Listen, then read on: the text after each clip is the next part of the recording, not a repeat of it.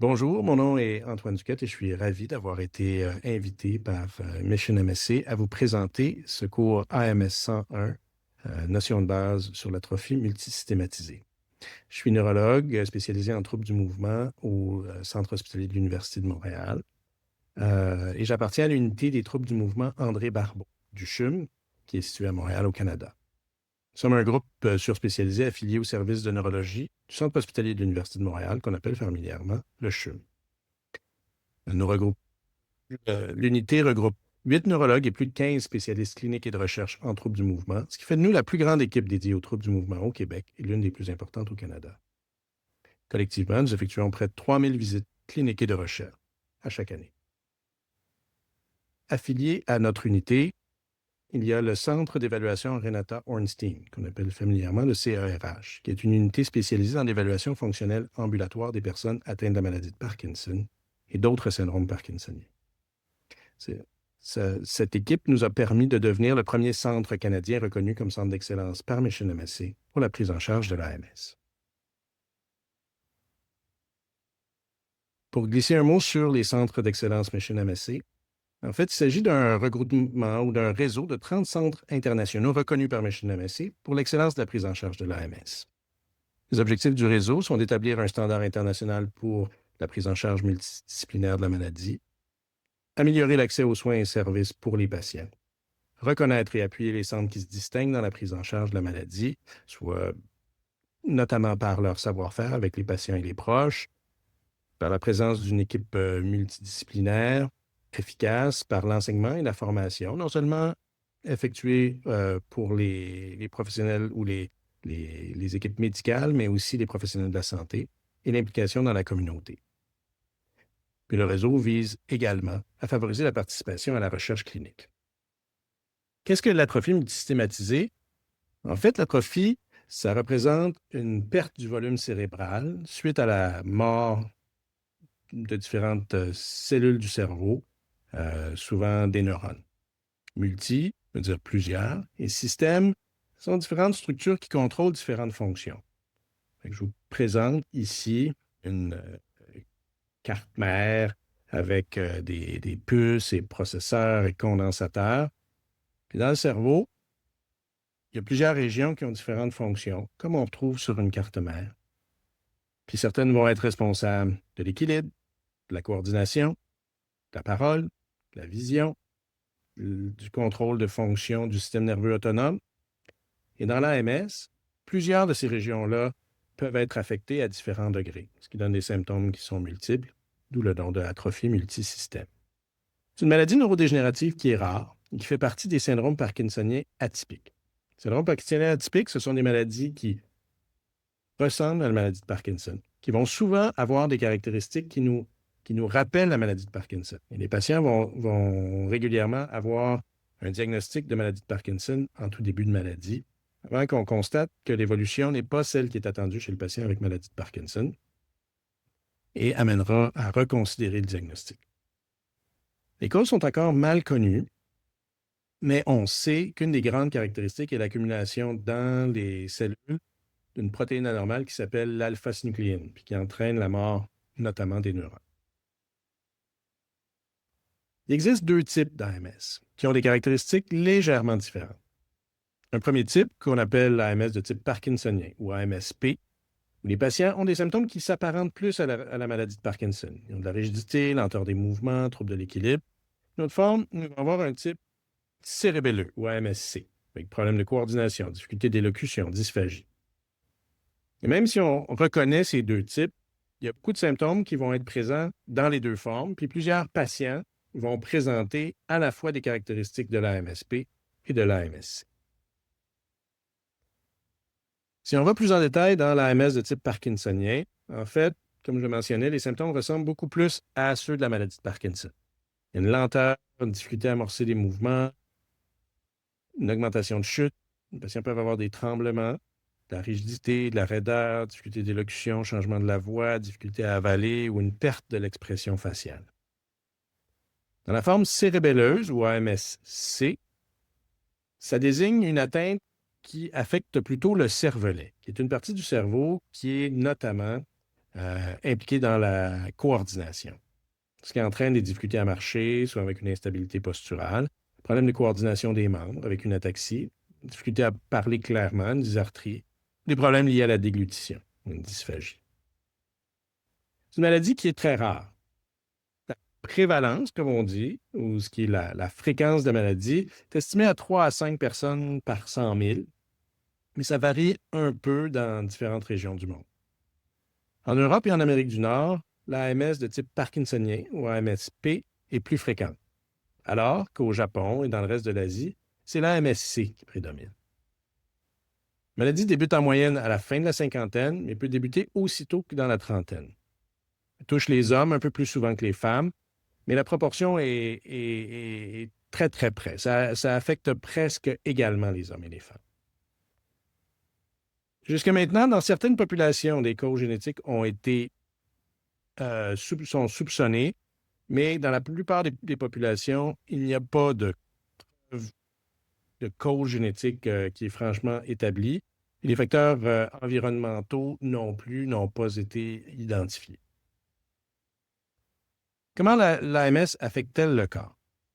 En fait, l'AMS va toucher plusieurs fonctions du corps puis qui vont s'aggraver dans le temps. On a déjà parlé de symptômes moteurs parkinsoniens, raideur, lenteur, de symptômes cérébelleux, fait que la coordination et l'équilibre. Il y a une portion très importante et qui est nécessaire au diagnostic de l'AMS, la présence de symptômes liés au système nerveux autonome. Je présente ici un véhicule qui est un taxi Waymo, un taxi autonome qui est disponible notamment en Californie, où il n'y a pas d'intervention, il n'y a pas de conducteur. Ben, le système nerveux autonome, chez l'humain, fonctionne un peu de la même façon. On n'a pas d'intervention consciente pour contrôler notre pression artérielle, le relâchement des sphincters pour uriner, par exemple, le contrôle de la motricité intestinale ou d'avoir la capacité chez un homme d'avoir une érection. Toutes des choses qui sont contrôlées par le système nerveux autonome et qui sont affectées dans l'AMS. Comment pose-t-on le diagnostic d'AMS? En fait, il n'existe aucun test ou examen qui permet de confirmer que le diagnostic est l'AMS jusqu'à maintenant. Le diagnostic est difficile parce que la présentation varie d'une personne à l'autre et les symptômes ressemblent à ceux d'autres maladies. On doit donc baser le diagnostic sur des critères diagnostiques qui sont bien établis. Ces critères reprennent des éléments de l'histoire médicale, de l'examen neurologique et d'imagerie. On n'est pas toujours en mesure de poser le diagnostic dès la première visite parce que tous les critères ne sont pas forcément rencontrés. Le temps devient donc un précieux allié et qui nous permet d'améliorer la précision de notre diagnostic.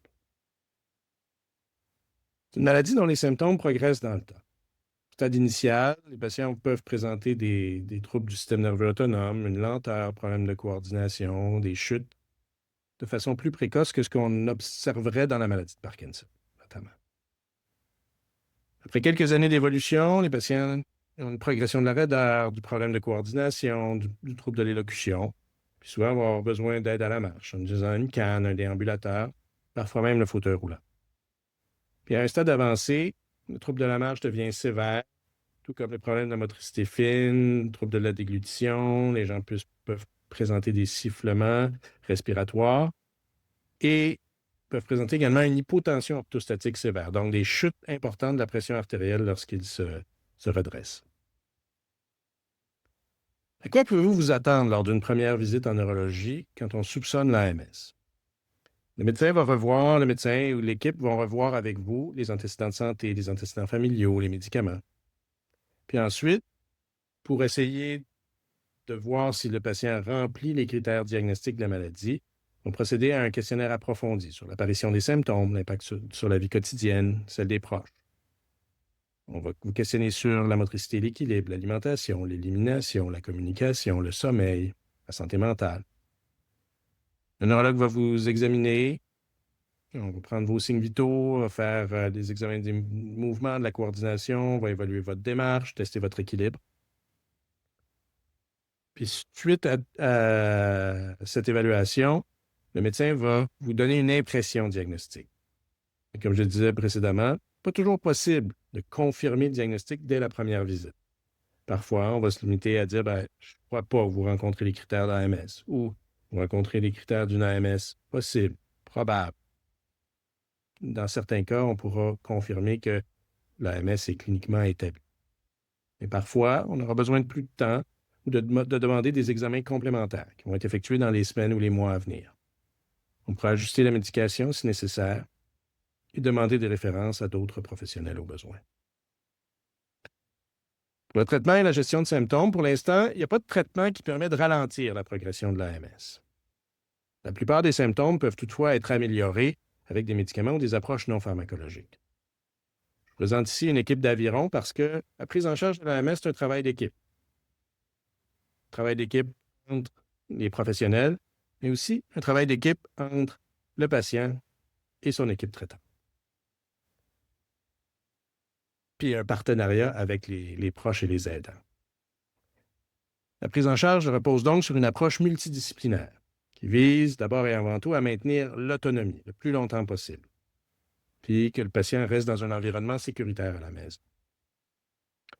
Il est primordial de réduire le risque de chute et d'étouffement parce que ce sont les deux causes les plus fréquentes d'une hospitalisation ou de visite à l'urgence. Un neurologue, donc accompagné par différents professionnels comme des infirmières, physiothérapeutes, ergothérapeutes, orthophonistes, nutritionnistes, travailleurs sociaux.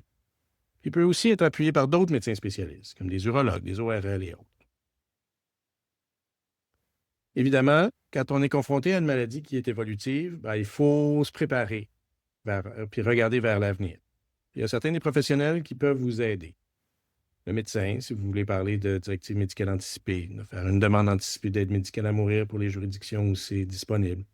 Vous voulez parler de niveau de soins, si jamais arrive quelque chose pendant une hospitalisation. Vous pouvez avoir à parler avec le travailleur social pour discuter de soutien financier, accès à des crédits d'impôt, l'accès à un répit pour aider les aidants, la possibilité d'obtenir des ressources pour favoriser le maintien à domicile. Le travail social et le notaire peuvent être impliqués dans la préparation d'un mandat de protection, au Québec autrefois aussi appelé un mandat en cas d'inaptitude, pour la préparation d'une procuration bancaire, par exemple.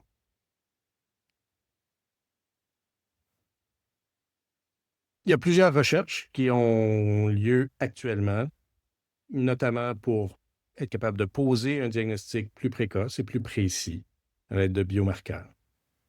Les études tentent de décrire un effet sur le ralentissement de la maladie, donc des traitements qui pourraient ralentir la maladie, puis d'autres visent à améliorer le contrôle des symptômes. La participation de tels protocoles de recherche des essais cliniques est possible au CHUM lorsqu'il y a des études qui sont ouvertes au recrutement et dans d'autres centres à travers le monde, notamment dans d'autres centres d'excellence Mission MSC. Mission MSC offre également un support à la communauté en proposant des groupes d'entraide, une bibliothèque de ressources, des outils pour les patients et les aidants. J'espère que ce court survol vous a plu et a répondu à certaines de vos questions sur l'AMS. Je vous invite à consulter le site de Mission MSC pour plus d'informations. Et pour les patients au Québec, vous pouvez visiter la page de notre clinique des syndromes parkinsoniens atypiques du CHUM. Bonne fin de journée.